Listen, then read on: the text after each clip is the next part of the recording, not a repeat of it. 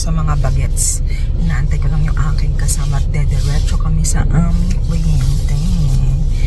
Trabaho again for today's video.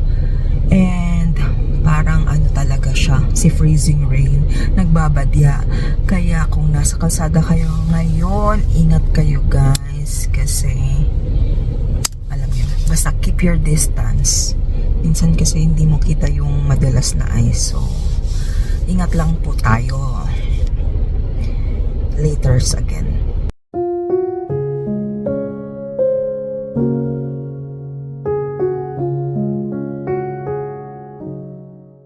One eternity later. Grabe, ang bilis ng oras. Parang feeling ko kakarating ko lang. Tapos, mayang konti. Ano oras na ba? 2:11 na. Mamayang konti. Susundo na naman tayo. Inumin ko lang yung kape ko. Tapos, iluluto ko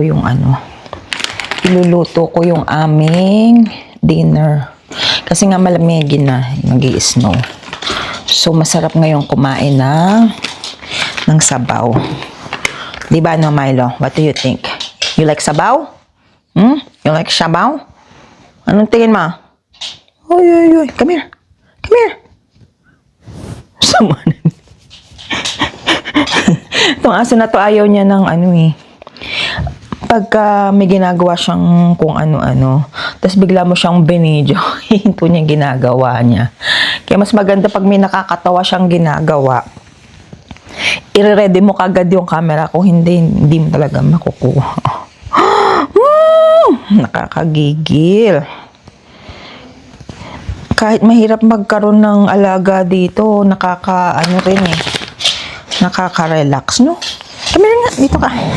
Dito, up. Uy, pakit naman yan. Oh, sinong kausap ni nanay? O, tingnan mo, nagtatago.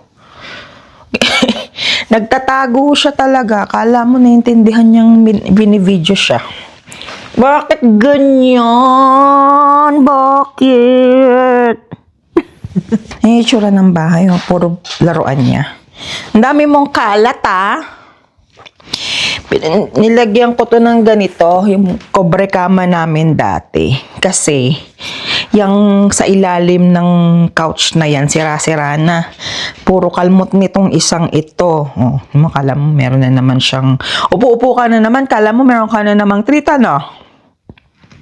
Wala kang treat. Mamaya, no. Ha? Yun nga, nilagyan ko niyan. Buti na lang may luma pa kaming kobre kama na ganyan na medyo hindi nakikita yung balahibo niya. Kasi, yan. Hindi ako makapaglagay ng kung ano-ano kasi pagka na-bored, baka bigla niyang ngat-ngatin. Ito nga ang Christmas tree, di ba nilagay ko yan nung nakaraan? Yung ganito niya, nasa baba yan eh. Bigla ba namang isang beses siguro na-bored siya or nabuburyong dito sa bahay kasi nasa school yung mga bata tapos nasa trabaho kami ni tatay. Hindi naman niya sinira pero yung parang ganito niya, yung parang berry na ganyan. Kala niya kung ano. Hindi naman niya kinain pero nginat-ngat niya, nasira. Buti na lang sa Dollarama ko lang nabili yan. Kaya hindi ka talaga pwedeng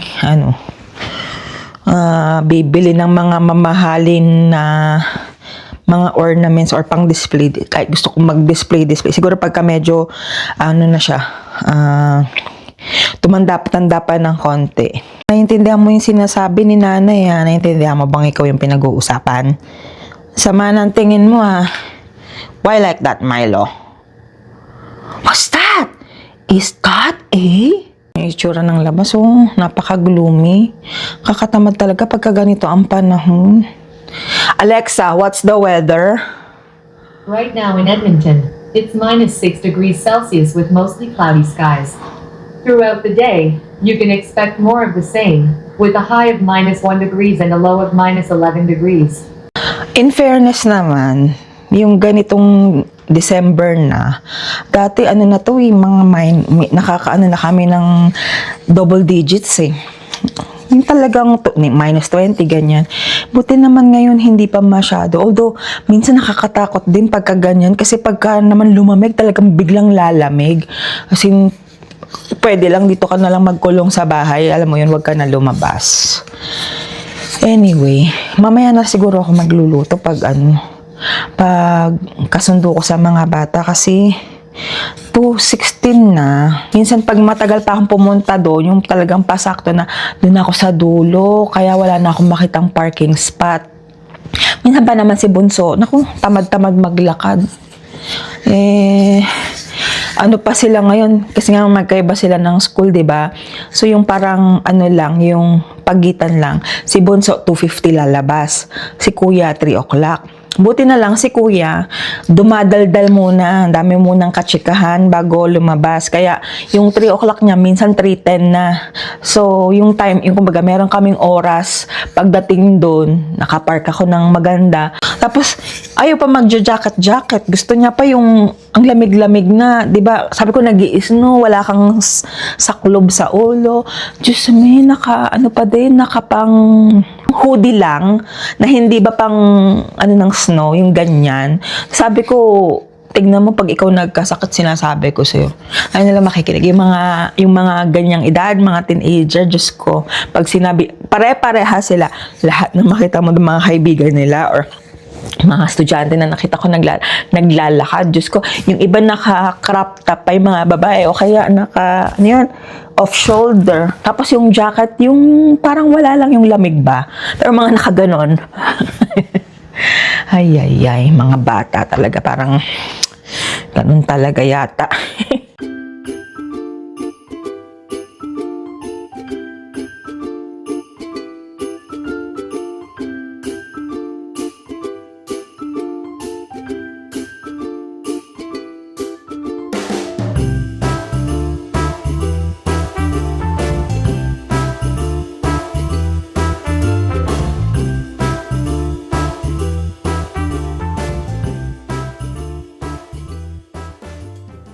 Ano pala bukas? Garbage day. So, kailangan nating ilabas ito.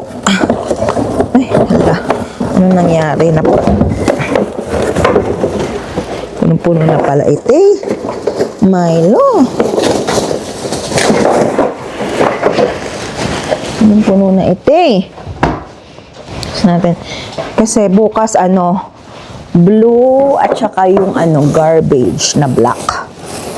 Ito ka muna ha. Ito ka muna. May ako na ilabas sa labas na labas. Dito lang muna. Para hindi ako mahirapang mag-park. O diba? Mahirapan ko yung sarili ko. Hindi natin lahat. Ay.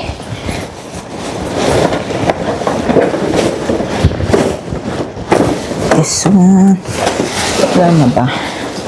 Ito na.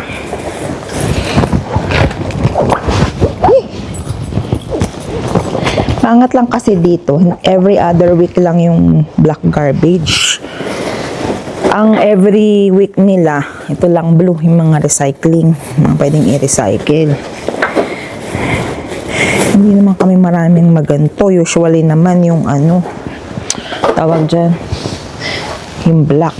Ayan siya Ayan, yung green, yung puro pagkain lang. Tapos ito yung basura talaga. Diba ang dungis? Ang gulo-gulo na naman dito sa garahe. Nasa bahay na tayo. Nasundo ko na ang mga bagets. Now tayo ay magluluto ng dinner kasi nagugutom na daw sila. Ito ang aking iluluto. Yan. Ito yung iluluto ko. Microwavable lang to pero iluluto ko siya sa ganito.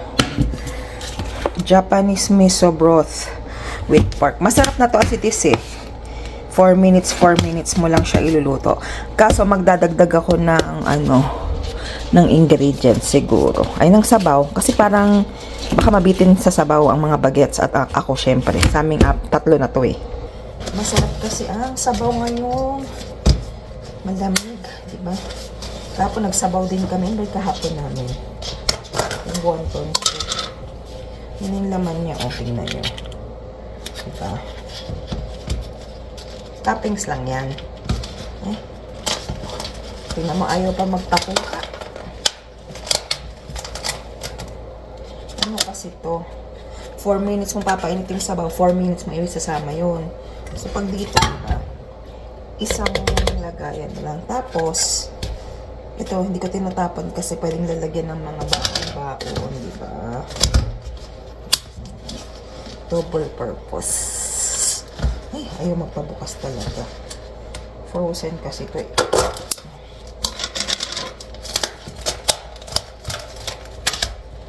O, diba? Oops. Yan. Yan siya. Nasama ko na rin. Hindi. Tunawin ko na lang muna to bago ko ilagay itong mga to. Kasi luto na yan eh. Ano na lang talaga. Lalagyan mo na lang ng... Dagdagan mo na lang ng something kung gusto mo. Tapos meron pa ako nitong miso paste eh. Idadagdag ko na lang kung sakaling ano, walang lasa.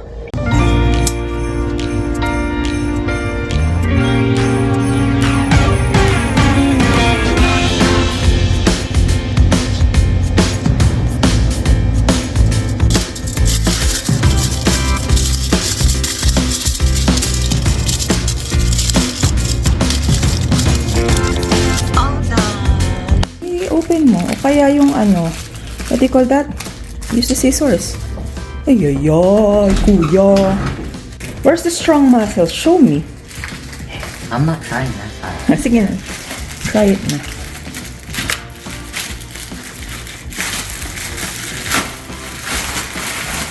It's not there. Let me see how big it is. Tanggalin mo sa... O, akala mo na naman, treat niyo. Katingin na naman si Kolokoy. Because it was outside, that's why. Ah, doon pala siya. Happy? Yes. Very.